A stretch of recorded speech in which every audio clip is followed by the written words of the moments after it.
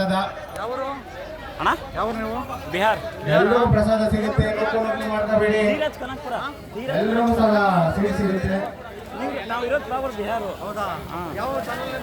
ಧೀರಜ್ ಕನಕ್ಪುರ. ಎಲ್ಲರೂ ಪ್ರಸಾದ ಸಿಗುತ್ತೆ, ನೂಕು ಮಾಡ್ಕೋಬೇಡ್ರಿ. ಎಲ್ಲರೂ ಚೇರ್ ಸಿಗುತ್ತೆ. ದಯವಿಟ್ಟು ನಾವು ಸಾಲಲ್ಲಿ ಹಾಕಿರೋ ಚೇರ್ಗಳಲ್ಲಿ ಕುತ್ಕೊಳ್ಳಿ.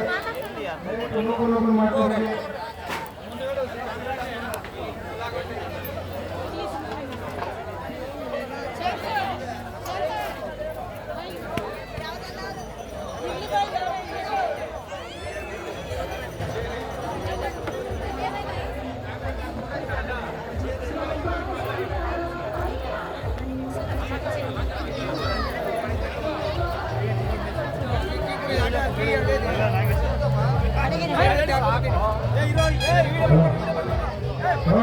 ಭಕ್ತಾದಿಗಳು ಯಾರೇಕಾಳು ಸಾರ ಮುದ್ದೆ ಸ್ವೀಕರಿಸಬೇಕು. ಪ್ರಸಾದ ಇದೆ, ಯಾರೇಕಾಳು ಸಾರ ಮುದ್ದೆ ಎಲ್ಲ ನಿಮ್ಮ ಅಕ್ಕಪಕ್ಕದವರು ಎಲ್ಲರೂ ಸಹ ಪ್ರಸಾದ ಸಿಗುತ್ತೆ. ಪಾಯಸ ಪೂರಿ ಎಲ್ಲ ಸಿಗುತ್ತೆ. ನಮ್ಮ ಊರುಗಳಿಗೆ ಸಾರ ಮುದ್ದೆ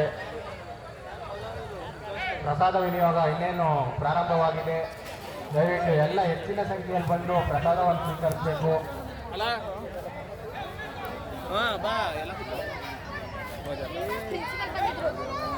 ಪ್ರಸಾದ ಎಲ್ಲರೂ ಸಿಗುತ್ತೆ.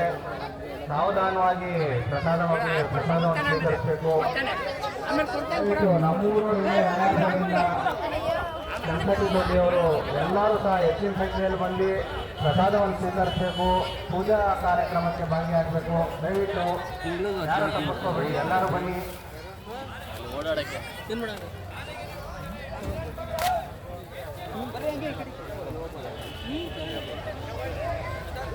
ಬಸವಣ್ಣ ಕೂಡ ಆಗಮಿಸಿದೆ. ಬಸವಣ್ಣನ ಆಶೀರ್ವಾದ ಸಹ ಪಡೆಯಬಹುದು.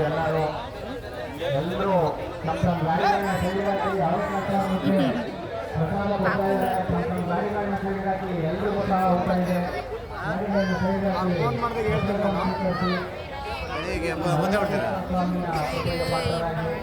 ಎಲ್ರಿಗೂ ಸಹ ಬಸವಣ್ಣ ಕೂಡ ಆಗಮಿಸಿದೆ. ಬಸವಣ್ಣನ ಆಶೀರ್ವಾದ ಪಡೆದು ನಮ್ಮ ಜೀವನ ಪಾವನ ಮಾಡಿಕೊಂಡು ಪ್ರಸಾದವನ್ನು ಸ್ವೀಕರಿಸಬೇಕು ಎಂದು ಕೇಳ್ಕೊಳ್ತಾ ಇದ್ದೇವೆ. ದಯವಿಟ್ಟು ಯಾರ್ಯಾರು ಇಲ್ಲಿ ಹೋಗ್ತಾ ಇದ್ದೀರಾ, ಯಾರ್ಯಾರು ಪ್ರಸಾದ ಸ್ವೀಕರಿಸ್ತಾ ಇದ್ದೀರಾ, ಅವರವರು ನಮ್ಮ ಸ್ನೇಹಿತರಿಗೆ ಪ್ರಸಾದವನ್ನು ಸ್ವೀಕರಿಸಿ ಎಲ್ಲರಿಗೂ ಪ್ರಸಾದ ಹೇಳಿ. ಬಸವಣ್ಣನವರು ಆಗಮಿಸಿದ್ದಾರೆ. ಪ್ರಸಾದವನ್ನು ಸ್ವೀಕರಿಸಬೇಕು ಎಂದು ಕೇಳ್ಕೊಳ್ತಾ ಇದ್ದೀವಿ.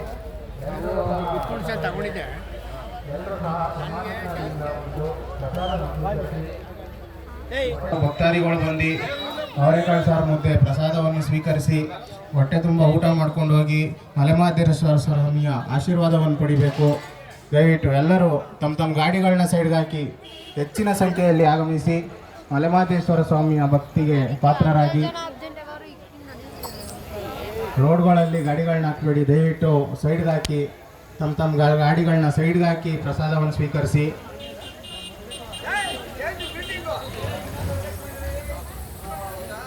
ಭಕ್ತಾದಿಗಳು, ಕೆಂಚಟ್ಟಿ ದೊಡ್ಡಿ ಗ್ರಾಮಸ್ಥರು ಎಲ್ಲ ಬೇಗ ಬರಬೇಕು. ಅನ್ನ ಸಂತರ್ಪಣೆ ಕಾರ್ಯಕ್ರಮ ಕೂಡ ಪ್ರಾರಂಭವಾಗಿದೆ. ಪೂಜಾ ಕಾರ್ಯಕ್ರಮ ಕೂಡ ಪ್ರಾರಂಭವಾಗಿದೆ. ಅಕ್ಕಪಕ್ಕದೂರವರು ಹೆಚ್ಚಿನ ಸಂಖ್ಯೆಯಲ್ಲಿ ಜನ ಸೇರ್ತಾ ಇದ್ದಾರೆ. ನಮ್ಮೂರವರೇ ಇನ್ನೂ ಬರ್ತಾ ಇಲ್ಲ.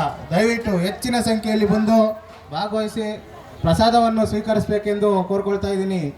ಕೆಂಪಸಟ್ಟಿ ದೊಡ್ಡಿ ಗ್ರಾಮಸ್ಥದಲ್ಲಿ ಇಂದು ಮಲೆಮಹದೇಶ್ವರ ಸ್ವಾಮಿಯ ಪೂಜಾ ಕಾರ್ಯಕ್ರಮ ನಡೀತಿದೆ ಹಾಗೂ ಅನ್ನ ಸಂತರ್ಪಣೆ ಕೂಡ ನಡೀತಿದೆ. ಎಲ್ಲರೂ ಹೆಚ್ಚಿನ ಸಂಖ್ಯೆಯಲ್ಲಿ ಬಂದು ಮಲೆಮಹದೇಶ್ವರ ಸ್ವಾಮಿಯ ಕೃಪೆಗೆ ಪಾತ್ರರಾಗಿ ಪ್ರಸಾದವನ್ನು ಸ್ವೀಕರಿಸಬೇಕು.